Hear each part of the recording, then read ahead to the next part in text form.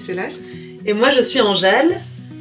Et aujourd'hui nous allons vous présenter une soupe à miso to go. Voilà, on peut préparer cette petite soupe avec les légumes qu'on veut. Donc là Céleste les fait à la mandoline, ce qui est très pratique, sinon vous pouvez le faire au couteau finement. On a trouvé une carotte violette, donc on trouve ça joli au niveau de la couleur, mais sinon normal.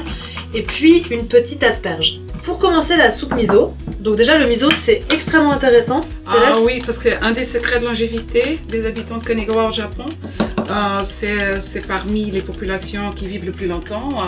Il y en a plein de centenaires chez eux. Et le miso fait absolument partie de leur alimentation. Le miso est très riche en enzymes digestifs qui va dissoudre les déchets que vous avez dans votre organisme. Donc très important.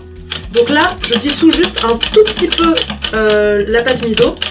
Pas trop parce que je veux pouvoir mettre cette soupe dans mon sac à main et partir avec. Le miso, ça a plein de vertus en plus de ce qu'on a dit. C'est aussi, aussi intéressant parce que ça a des enzymes, c'est lactofermenté. Et puis ça capte aussi quelque chose de métaux lourds. Des métaux lourds, exactement. Nous avons un environnement alimentaire et d'air aussi qui est très chargé en métaux lourds et ça permet vraiment de s'en débarrasser. C'est un capteur. Ça va faire comme un tampon qui va les absorber.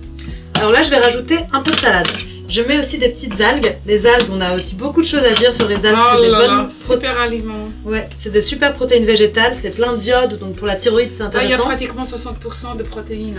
Voilà, donc en fait plus que dans un steak, quoi. Je vais mettre un peu de gingembre.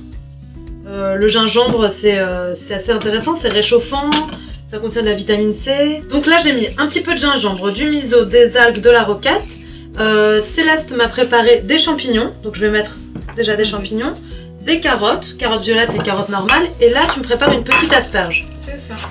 Une coupe qu'on peut goûter. Ça dépend des aliments que vous aurez chez vous, de toute façon c'est pas la peine d'acheter exprès, on peut le faire avec le fond de frigo. En fait c'est une salade qui va être juste décrudie, et le fait que ce soit décrudie, ça va nous permettre de garder les bienfaits des enzymes, enfin le bienfait du cru, tout en buvant quelque chose de chaud, et donc de plus satiétant et de plus hydratant aussi. Et donc là, on peut prendre cette petite soupe comme ça, telle qu'elle, dans son sac, on l'accroche ou dans son pot à confiture comme on veut. C'est hyper pratique. On peut même la faire en salade si on veut, en secouant. Et quand on arrive au bureau, on rajoute de l'eau chaude. Et donc on a une soupe, mais une soupe juste décrudie. Oui, ça va garder toutes les vitamines, sels minéraux, oligo-éléments et à déguster n'importe quelle heure aussi. Parce qu'il y a même des personnes que même au petit déjeuner, ils prennent une soupe miso. Bravo.